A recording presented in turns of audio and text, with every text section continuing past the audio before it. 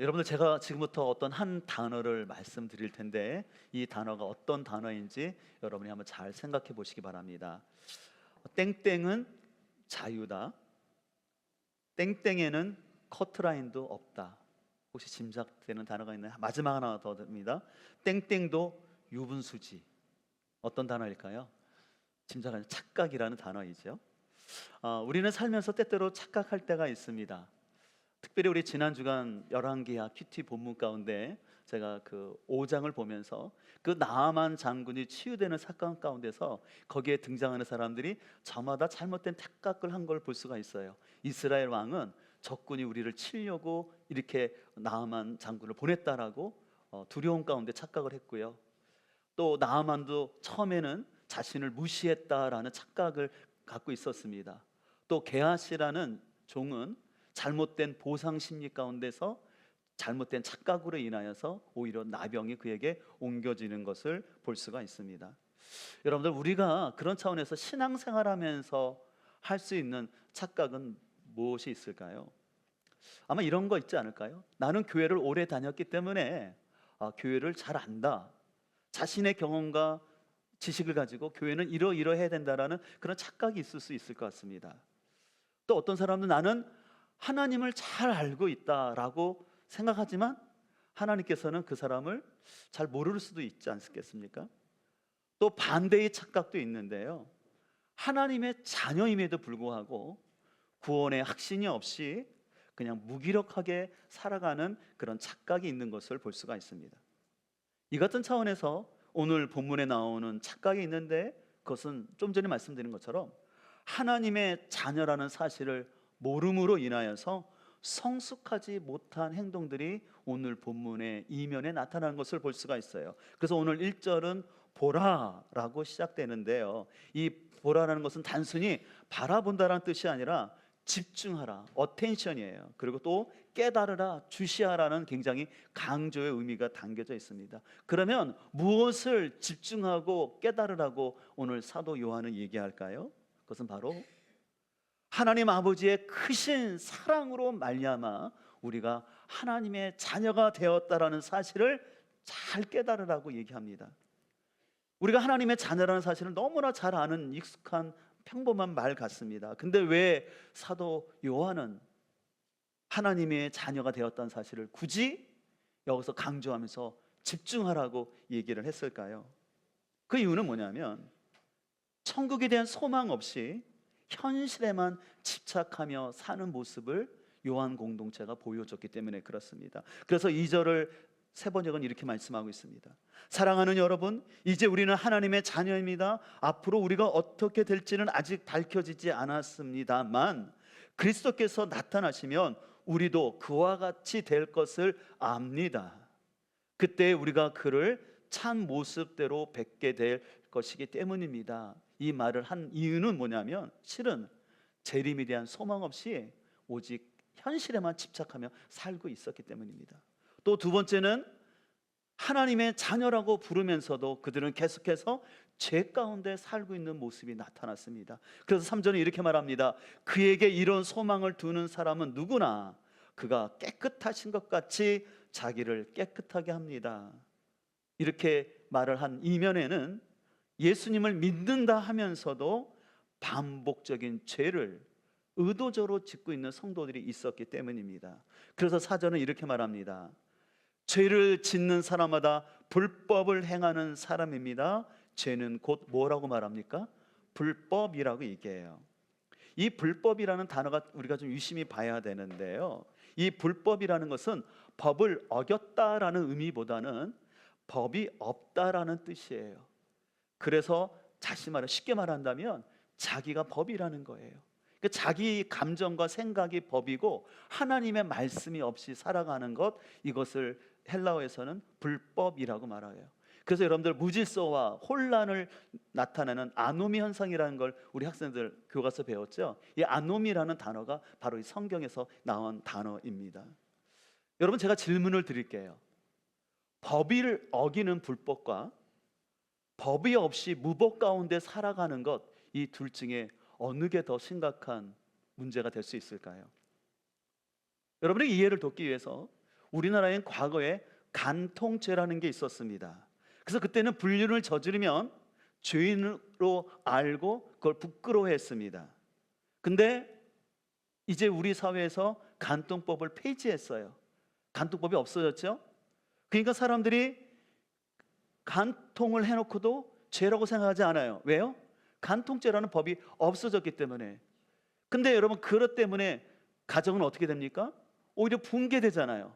가장 부부간의 신뢰가 중요한데 그 가정이 붕괴되는 아노미 현상이 오늘 우리 사회 가운데 너무 버젓이 나타나고 있어요. 그래서 드라마나 영화의 소재가 이런 불륜이 아주 보편적인 사회가 된 것을 볼 수가 있어요. 심지어는 동성애를 죄라고 말하면 그것을 혐오한 거라고, 그것은 차별한다라는 잘못된 세상이 점점 세상에 퍼져가는 것을 볼 수가 있습니다. 그래서 불법보다 무서운 것은 뭐냐면 하나님의 법이 없이 자신의 생각과 법, 감정이 되어서 살아가는, 무법하는 것, 이것이 위험한 것을 우리는 기억해야 됩니다. 그래서 오늘 6절은 이렇게 말하고 있습니다. 그러므로 그리스도 안에 머물러 있는 사람마다 죄를 짓지 않습니다. 죄를 짓는 사람마다 그를 보지 못한 사람이고 알지도 못한 사람입니다.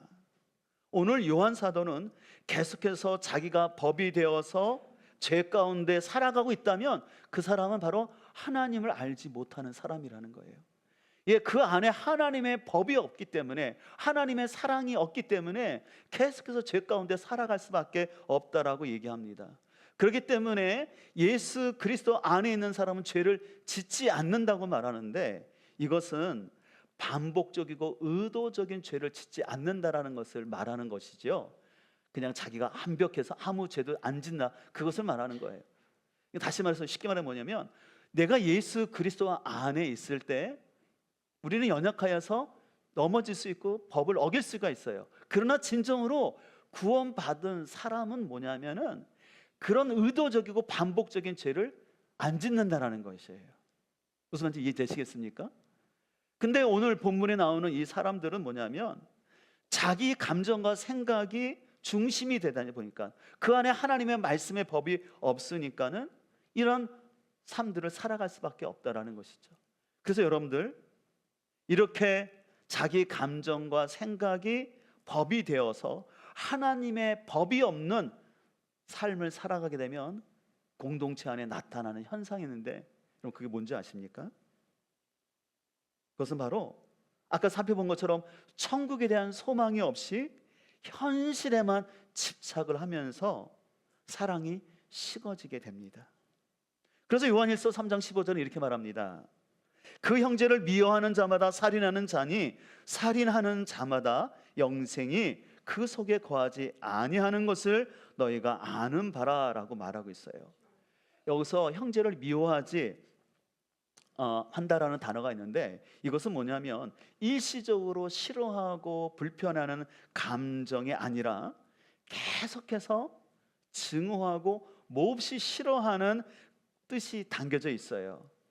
그래서 이 말은 왜 하냐면 예수님을 제대로 만나지 못했기 때문에 그 안에 사랑이 없고 그 용서에 대한 그 깊은 깨달음이 없다 보니까는 어떤 누군가를 지속적으로 용서하지 못하고 증오하면서 싫어하는 마음이 그 마음에 뿌리 박히고 있다라고 말씀을 하고 있는 것입니다. 이런 현실 가운데 그렇다면 우리가 어떻게 사랑하는 삶을 살 수 있을까요? 특별히 요한일서는 사귐의 주제를 가지고 우리가 계속해서 하나님을 사랑하고 이웃을 사랑할 것을 말하는데, 어떻게 우리가 사랑의 삶을 살 수 있을까요? 그것은 바로 우리가 하나님을 나의 머리가 아니라 뜨거운 가슴으로 체험적인 알미 있어야 합니다. 한번 고백해 볼까요? 하나님을 머리가 아니라 가슴으로 뜨겁게 체험적으로 만나야 합니다. 그래서 오늘 본문을 1절을 쉬운 성경은 이렇게 다시 말씀하고 있어요. 아버지께서 우리를 얼마나 사랑하고 계신지 생각해 보십시오. 하나님께서는 우리를 너무나 사랑하셔서 우리를 그분의 자녀라고 불러주셨습니다. 그러나 세상 사람들은 우리를 이해하지 못합니다. 왜냐하면 그들은 하나님을 뭐하기 때문에요? 모르기 때문에 공동체 안에서 서로 사랑이 안 된다라는 것입니다.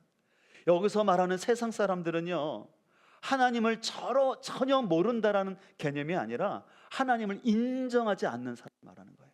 하나님을 인정하지 않기 때문에 당연히 그 안에는 하나님의 사랑이 없고, 당연히 하나님의 사랑이 없음으로 인하여서 공동체 안에서 사랑을 실천할 수 없는 모습을 나타내고 있습니다. 특별히 하나님을 인정하지 않는 사람들의 특징은요, 하나님을 자신의 이성과 생각 그리고 과학적인 논리라는 그 틀 안에서만 하나님을 이해하려 하기 때문에 하나님의 사랑을 이해할 수가 없게 됩니다. 얼마 전 국회에서 국가위원장 청문회가 있었습니다. 그 질의하는 한 국회의원 가운데 자신이 대학에서 지질학을 전공한 사람이라고 말하면서 창조론을 믿는다고 한 그 후보자를 향하여서 비웃는 모습을 막 보여줬어요.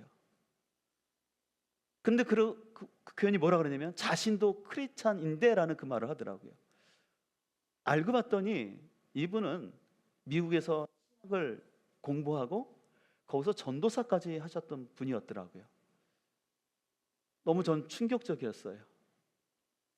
또 심지어 그 아버지가 목회자인 어떤 국회의원은 진화론을 인정하지 않는 그 후보자를 향해서 당신이 과학자냐고, 왜 과학자도 아니면서 창조론을 학교에서 가르쳐야 된다고 얘기하느냐고 막 쏘아붙이는 그 모습을 보면서 모태신앙이라고 하면서 하나님을 인격적으로 체험적으로 만나지 못했기 때문에 삶과 신앙이 완전히 따로 국밥된 모습을 보게 되었습니다. 참 안타까운 모습을 보게 되었어요. 그렇지만 그럼에도 불구하고 하나님은 이렇게 말씀합니다. 오늘 요한 사도는 그가 기록했던 요한복음 3장 16절 17절 우리가 너무나 잘 아는 말씀에서 다음같이 고백하는데요, 우리 앞에 자막을 보고 함께 읽도록 하겠습니다. 하나님이 세상을 이처럼 사랑하사 독생자를 주셨으니 이는 그를 믿는 자마다 멸망치 않고 영생을 얻게 하려 하심이라. 하나님이 그 아들을 세상에 보내신 것은 세상을 심판하려 하심이 아니에요, 그로 말미암아 세상의 구원을 받게 하려 하심이라. 아멘. 이 말씀 너무나 잘 아시는 말씀이죠. 저는 이 말씀을 묵상하다가 이처럼 사랑하사라는 단어가 마음에 다가왔어요. 하나님이 우리를 어떻게 사랑하냐면 이처럼 사랑하셨다라는 것이에요. 바로 이처럼 사랑하셨다는 그 증거가 하나님이 인간이 되셨다라는 거죠. 연약한 인간의 몸을 가지고 오셨어요. 그리고 예수님께서 우리를 구원하시기 위해서 십자가에 죽으셨습니다. 참 더 놀라운 것은 이 땅을 창조하시고 심판하실 그 전능하신 하나님이 오히려 인간에게 심판을 받아서 십자가에 죽으셨다라는 것이에요. 하나님은 전능하시고 못하실 일이 전혀 없으신 분인데 십자가에서 무기력하게 조롱을 당하고 멸시를 당하고 그냥 죽고 말았어요. 전능하신 하나님이 인간 앞에서 철저히 무기력해졌어요. 아무 반응도 안 하셨어요. 이 천지를 창조하신 하나님께서 또 요한복음 11장을 보게 되면 그 나사로의 죽음 앞에 와서 눈물을 흘리셨어요. 주님은 분명히 나사로를 다시 살리셨어요. 그러나 그 인간의 아픔 앞에서, 사랑하는 가족을 잃은 그 공동체 앞에서, 가족 앞에서 예수님은 슬픔의 눈물을 흘려 주셨다라는 것이에요. 여러분, 전능하신 하나님께서 연약하고 죄인 많은 우리를 위해서 눈물을 흘려 주신다라는 것이에요. 저는 이 말씀을 묵상하면서 특별히 우리 학생들도 있을 텐데, 여러분들이 하나님이 잘 믿어지나요? 실은 우리가 하나님 믿는 게 어려워요. 왜 어렵냐면요, 일단 우리의 생각이 너무 짧아요. 우리의 지식이 너무 한계가 많아요. 우리의 경험도 굉장히 좁아요. 또 우리가 하나님을 표현한다라는 자체 언어가 너무 한정되어 있어요. 무엇보다 우리는 죄성이 있어서 우리 안에 악한 영이 있음으로 인하여서 전능하신 하나님을 알 수가 없는 거예요. 깨닫기가 어려워요. 그렇기 때문에 이 상태로 놔둬서는 우리가 하나님을 제대로 알 수 없기 때문에 우리를 하여금 하나님을 알도록, 하나님의 사랑을 깨닫도록 하기 위해서 하나님이 어떤 결정을 하셨냐면 인간의 몸을 가지고 오셨다라는 것이에요. 그래서 우리로 하여금 예수님을 통하여서 하나님의 사랑을 보게끔 하셨다라는 것이에요. 여러분들, 십자가는 부인할 수가 없는 것입니다. 예수님은 부인할 수 없어요. 여러분들, 예수님이 공상 속의 인물이라면 기독교 역사가 이렇게 전파될 수가 없는 거예요. 그래서 제가 오늘 여러분에게 하고 싶은 얘기는 뭐냐면, 여러분이 하나님을 다 깨달을 수 없기 때문에, 우리의 짧은 지식으로 하나님을 다 이해할 수 없기 때문에, 그래서 하나님이 우리에게 그 사랑을 보여주시기 위해서 보내셨던 예수 그리스도를 바라보라는 것입니다. 특별히 예수님께서 지신 그 십자가의 사건이 어떤 의미가 있는지, 그 십자가를 깊이 묵상함으로 인하여서 하나님이 우리를 얼마나 사랑하셨는지 그 사랑을 조금이라도 예수님을 통해서 그 하나님의 사랑을 알 수 있기를 주님의 이름으로 축복합니다. 그래서 십자가는 하나님 우리를 얼마나 사랑하시는지 그 사랑을 나타내는 가장 큰 사건이고, 이 십자가에는 하나님의 눈물과 고통과 아픔이 담겨져 있습니다. 그리고 십자가에는 하나님의 철저한 공의와 하나님의 극한 사랑이 담겨져 있습니다. 그리고 심판과 구원이라는 이 충돌할 것 같은 이 진리가 놀랍게 하나가 되는 섭리가 담겨져 있는 것입니다. 그러나 문제는 교회를 다니면서도 이런 예수 그리스도를 깊이 만나지 못하고 십자가를 체험하지 못함으로 인하여서 하나님의 사랑을 깨닫지 못한 크리스찬들이 많아집니다. 그래서 교회는 오래 다녔어요. 근데 하나님의 사랑이 깨달아지지 않는다라는 것이에요. 십자가 이야기를 해도 그냥 무덤덤해요. 왜 그럴까요? 여러 이유가 있지만 그 중에 대표적인 이유를 한 가지 들려 그러면, 실은 육신의 부모로부터 건강한 사랑을 받지 못했기 때문에 그 하나님의 사랑이 안 느껴지는 거예요.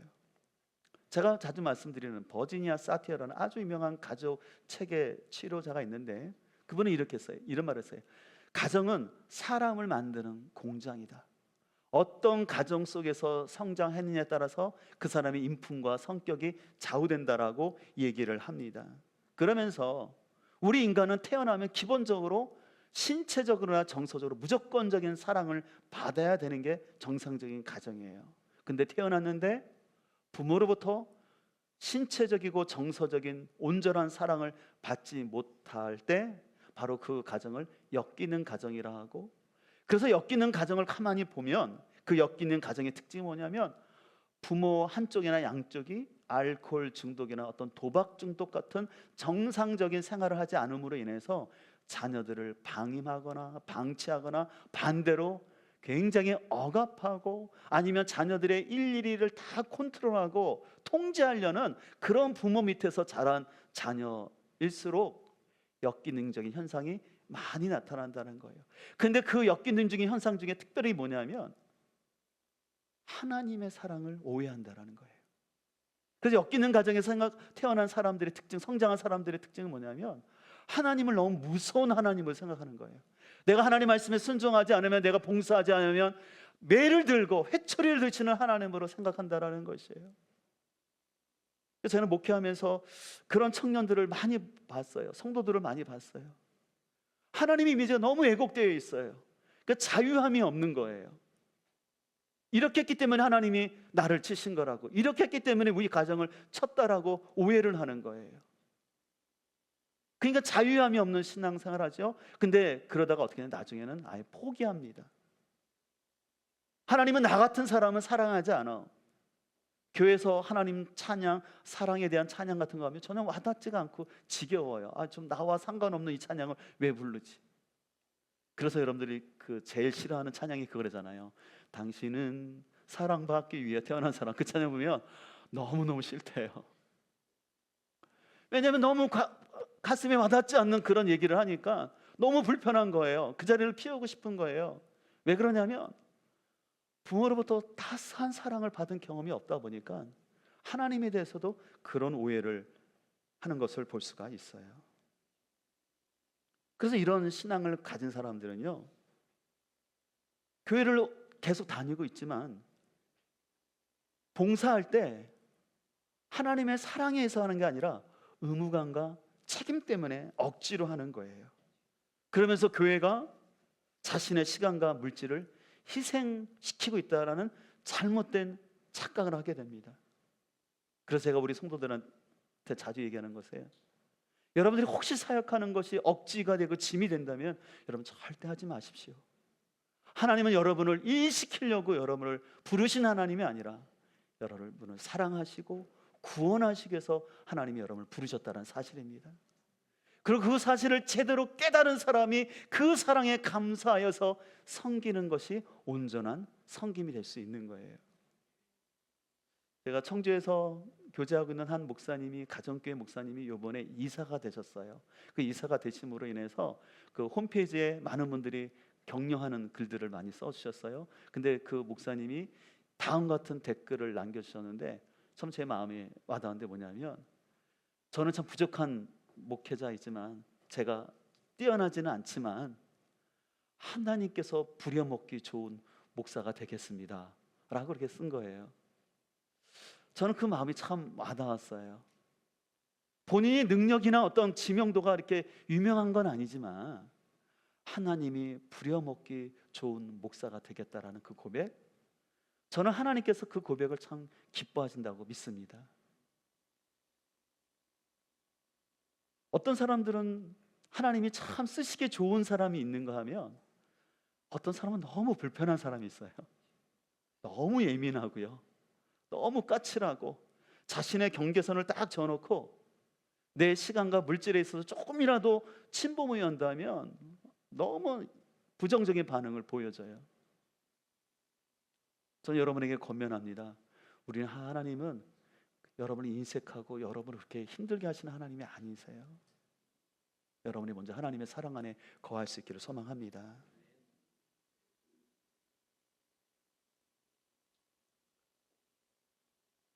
그래서 여러분들이 이런 하나님의 사랑을 더 경험하고 하나님의 자녀라는 사실을 체험하기 위해서 해야 될 것이 있는데, 그것은 뭐냐면 부족할지라도 이런 목장 안에서 서로 사랑하고 섬기는 관계성에 머물러 있기를 소망합니다. 그래서 요한일서 3장 23절 이하는 이렇게 말합니다. 하나님의 계명은 이것이니 곧 그 아들 예수 그리스도의 이름을 믿고 그리스도께서 우리에게 명하신 대로 서로 사랑하라는 것입니다. 그리스도의 계명을 지키는 사람은 그리스도 안에 있고 그리스도께서도 그 사람 안에 계십니다. 하나님의 계명이 있다라는 거예요. 근데 그 계명은 뭐냐면 서로 사랑하라는 것이에요. 그리고 그리스도의 계명을 지키는 사람은 바로 그 사람이 예수님 안에 있는 거고 예수님도 그 안에 있다라고 말씀하고 있어요. 근데 이 서로 사랑하라는 말씀을 밖에 있는 사람들에게 하는 말씀이 아니라 지금 하나님 부르신 공동체 안에, 특별히 목장 안에 있는 성도들 향해서 사랑의 관계 속에 있으라는 것이에요.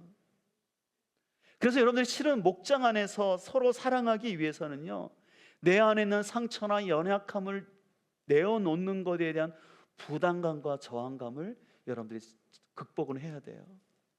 왜냐하면 내가 다른 사람들 앞에서 자신의 연약함과 상처를 얘기한다는 게 두렵고 어려운 게 사실이에요. 그러나 여러분들이 그것을 극복하고 그 안에서 나의 연약함, 나의 고민들을 진정으로 내어놓을 때 그 안에서 하나님 우리를 회복하시는 놀라운 은혜를 보러 준다는 사실입니다.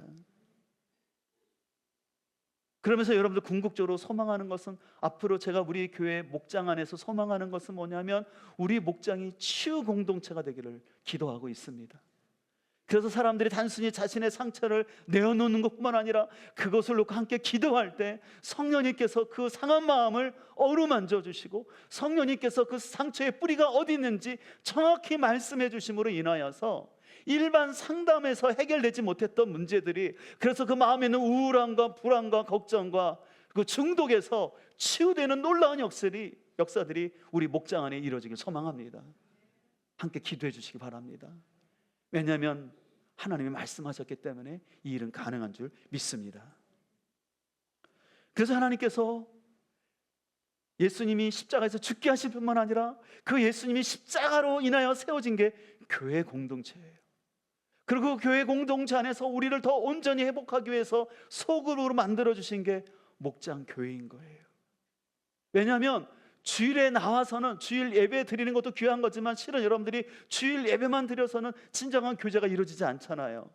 그냥 저와 한 번 인사할 뿐인지 진정한 여러분의 상처와 아픔이 뭔지 저는 모르잖아요. 근데 여러분들이 소그룹 안에 목장 안에 들어가서 그 안에서 나의 아픔과 고민들을 얘기하고 그 얘기 가운데 기도하며 나갈 때 세상에서 줄 수 없는 치유의 역사들이 일어난다는 사실입니다. 근데 문제는 그 단계까지 가기 전에 불편함이 있을 수 있다는 거예요. 자신의 가정을 오픈해야 되고 또 식사를 해야 되고 어떻게 보면 낯선 사람 앞에서 또 자기 얘기를 한다는 게 부담스러운 게 사실이에요. 근데 여러분들 그 부담을 극복하고 나아갈 때 더 놀라운 하나님의 은혜가 부어져요. 처음에는 여러분들 내 가정을 오픈하는 게 어렵지만 처음이 어렵잖아요. 한번 해보면 괜찮아요. 다 살아가는 게 다 똑같지 않습니까? 그리고 거기서 깊은 나눔을 통해서 치유의 역사가 이루어지는 것이죠. 여러분들이 신앙생활하면서 꼭 이건 기억하셔야 돼요. 교회 안에는 천사가 있지 않습니다. 이 말은 뭐냐면 믿는 성도들에 대한 기대치를 내려놓는 거예요. 우리는 교회 오면 성도들이 다 천사인 걸로 착각하는데 아니에요. 천사가 아니에요. 우리는 다 연약한 죄인이라는 사실을 기억하셔야 돼요.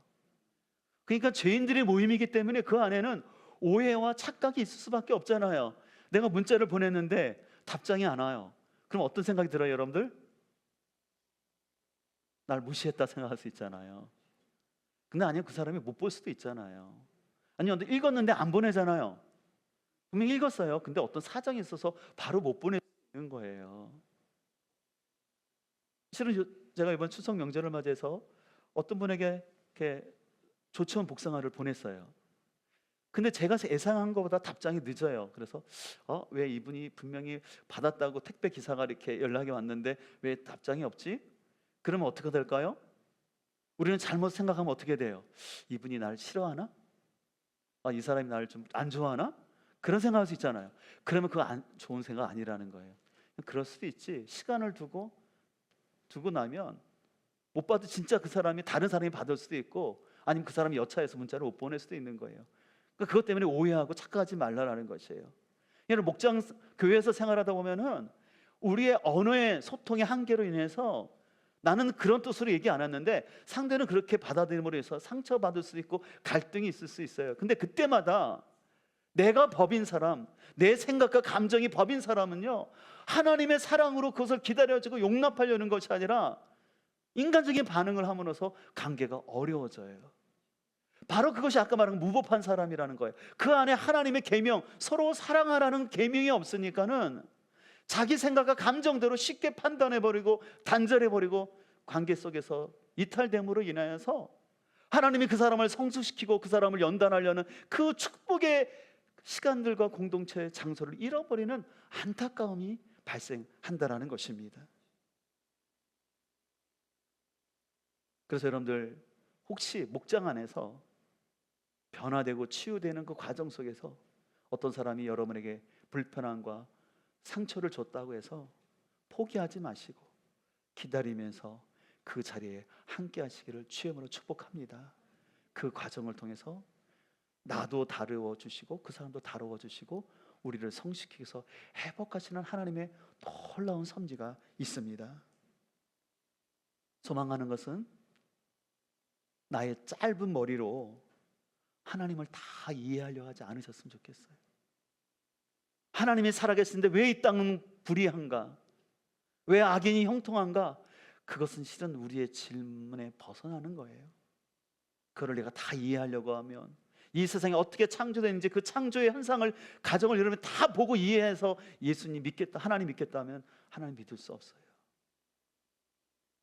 우리를 위해서 보내주신 하나님의 사랑의 증거이신 예수님을 더 묵상하고 바라볼 수 있게 소망합니다.